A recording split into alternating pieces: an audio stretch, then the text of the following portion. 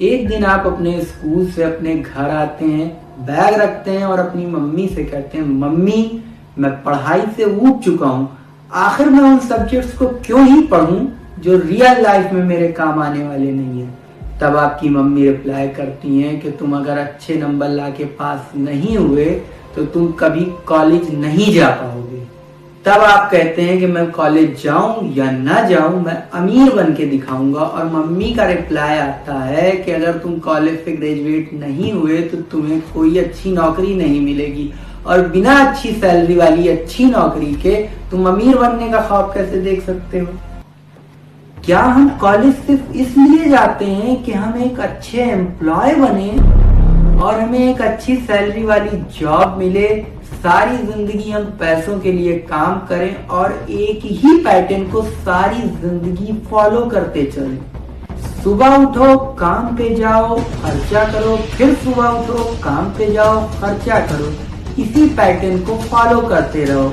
इस पैटर्न की सबसे बड़ी खराबी यह है कि अगर गलती से ज्यादा पैसा कभी आ भी गया तो खर्चा भी हमारा उसी तरीके से बढ़ता है और हम सारी जिंदगी इसी पैटर्न को फॉलो करते रहते हैं, जिसे चूहा दौड़ कहा जाता है।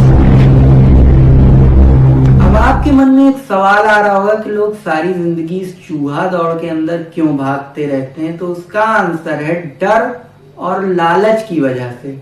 डर, पैसा ना होने का डर जो हमसे कड़ी मेहनत करवाता है, और लालच जो सैलरी मिलने के बाद हमारे अंदर जागती है। पैसा होने के बाद हम ये सोचते हैं कि हम इस पैसे से कौन सी बढ़िया चीज खरीद सकते हैं, और यहाँ से पैसा हमारे ऊपर कंट्रोल बनाना स्टार्ट करता है।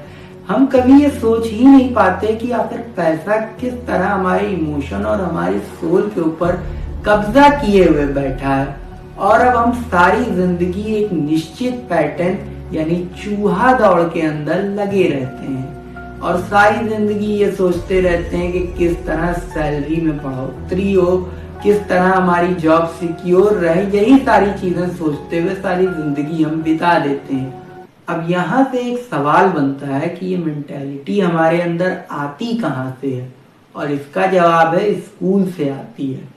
अब इसका मतलब ये नहीं है कि आप स्कूल जाना बंद कर दें, बल्कि ये समझें कि स्कूल से कैसे ये मेंटेलिटी आती है, और इस कैसे का जवाब है हम स्कूल जाते क्यों हैं।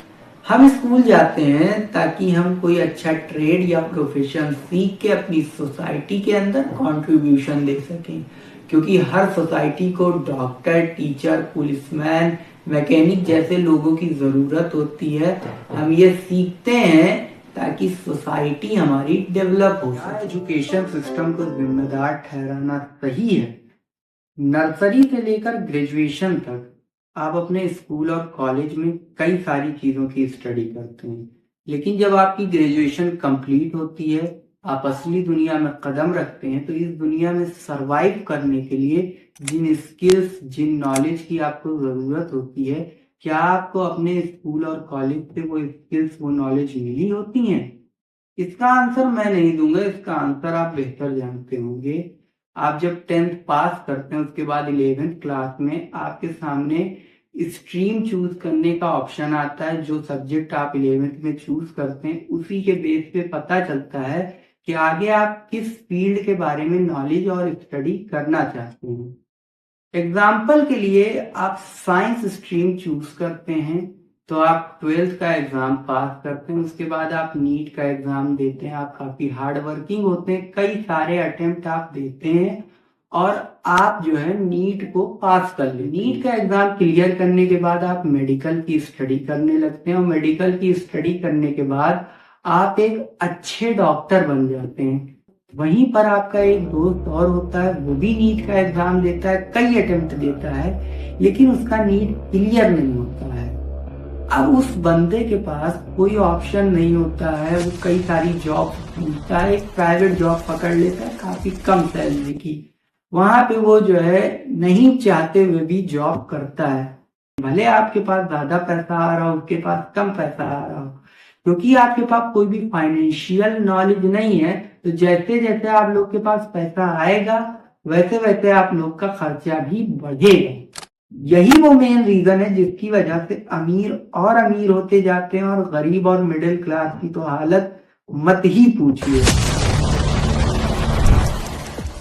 होना तो ये चाहिए था कि हमारा स्कूल और हमारा कॉलेज हमें वो नॉलेज भी दे जो हमारी रियल लाइफ में हमारे काम आए। हमारे यहाँ वैदिक युग के अंदर बच्चा गुरुकुल में आश्रम में आता था, वहाँ पे वो सब्जेक्टिव नॉलेज के साथ साथ युद्ध कला, व्यवहारिक ज्ञान और सोशल नॉलेज को भी सीख कर गुरुकुल से जाता था। फिर जब मध्यकालीन युग आया तो मदरसों और मकतबों की इंडिया के अंदर स्टार्टिंग हुई। इसी के साथ साथ विलेज एरियाज में पाठशालाओं की स्टार्टिंग हुई। और फिर आया साल 1835 जब लॉर्ड थॉमस जैक्सन मैकाले ने अपनी मैकाले मिंट शिक्षा नीति को इंडिया के अंदर लॉन्च किया, जिसका पर्पस एक ऐसा ग्रुप तैयार करना था जो खून से तो इंडियन हो लेकिन अपने थॉट्स और माइंड से अंग्रेज हो।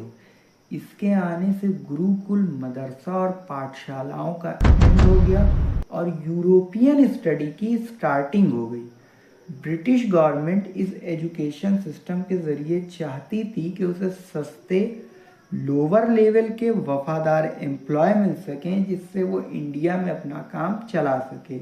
इस एजुकेशन सिस्टम में सिर्फ literature, European history, basic math के ऊपर ही फोकस किया गया, जबकि फिलॉसफी और टेक्नोलॉजी को सिलेबस से हटा दिया गया। इस सिस्टम को रटने पर बेस्ड किया गया जिससे स्टूडेंट में आर्ग्यूमेंट की सोच या नए थॉट्स की एबिलिटी न डेवलप हो सके और जब ये एम्प्लॉय बने तो बिना आर्ग्यूमेंट के कम सैलरी पर भी जॉब करे। इसमें एग्रीकल्चर, आर्किटेक्ट या इंडस्ट्री बेस्ड एजुकेशन को नज़रअंदाज किया गया जिससे इंडियन इकोनॉमी ब्रिटिश इंडस्ट्री पर ही बेस्ड हो गई और जो इस सिस्टम से पढ़ा होता था उसको कम सैलरी पर काम करने के लिए मजबूर भी किया जाता था। मैकाले का ये सिस्टम इंडिया में नौकर बनाने का एक फैक्ट्री सिस्टम बन चुका था जो इंडियंस की सोच को लिमिटेड करके ब्रिटिशर्स को फ़ायदा पहुंचाता था। मैकाले ने सोशल डिवीज़न करने के लिए जो इंग्लिश का सहारा लिया था उसका इम्पैक्ट आज भी इंडिया में दिखाई देता है।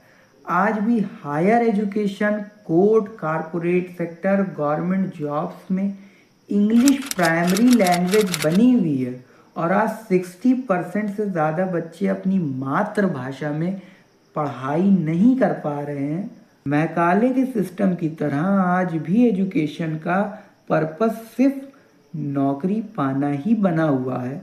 बच्चों को फैक्ट्स रटना सिखाया जाता है जबकि प्रॉब्लम सॉल्व करने या क्वेश्चन पूछने की एबिलिटी उनमें नहीं डेवलप हो पाती है। आज भी कोई भी बच्चा क्लास में क्वेश्चनिंग करने पर 100 बार सोचता है, जबकि यही बच्चे ग्रेजुएट होकर जब निकलते हैं तो गवर्नमेंट जॉब्स के एग्ज़ाम देते हैं, जबकि इंडिया में जो स्किल बेस्ड एजुकेशन है उसकी भी आज कमी है। साल 2022 और 23 में एसएससी 32 एग्ज़ाम कंडक्ट करवाता है जिसमें 132 करोड़ से ज़्यादा कैंडिडेट शामिल हुए होते हैं, लेकिन जॉब लगती है सिर्फ 72,445 कैंडिडेट्स की। एजुकेशन सिस्टम में लाख खामियां हों फिर भी हमें एजुकेशन लेना ज़रूरी है, क्योंकि महान फिलोसफर प्लेटो ने कहा था कि अगर योग्य, एजुकेटेड और इंटेलिजेंट लोग पॉलिटिक्स के अंदर नहीं आए तो वो तैयार रहें कि कोई कम योग्य आदमी गवर्नमेंट बना लेगा।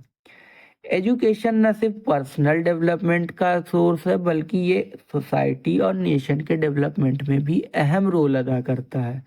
एक पढ़े लिखे इंसान को काफ़ी समझदार माना जाता है और सोसाइटी में उसे खूब इज्जत मिलती है।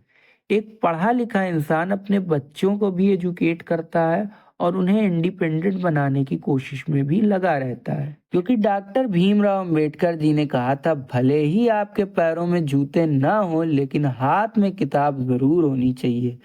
आप अपनी एजुकेशन को कंटिन्यू रखें और एजुकेशन के साथ साथ आप स्किल, आप फाइनेंशियल नॉलेज और आप टेक्नोलॉजी जैसी चीज़ों को भी सीखें ताकि ये इस टाइम और आने वाले टाइम में आपका साथ दें। आप टाइम के साथ चलते रहें। एजुकेशन लेना काफ़ी ज़्यादा इम्पॉर्टेंट है, क्योंकि एक एजुकेटेड और एक अनपढ़ में काफ़ी बड़ा डिफरेंस होता है, जिसे मैं किसी अदर वीडियो के अंदर ज़रूर कवर करूँगा।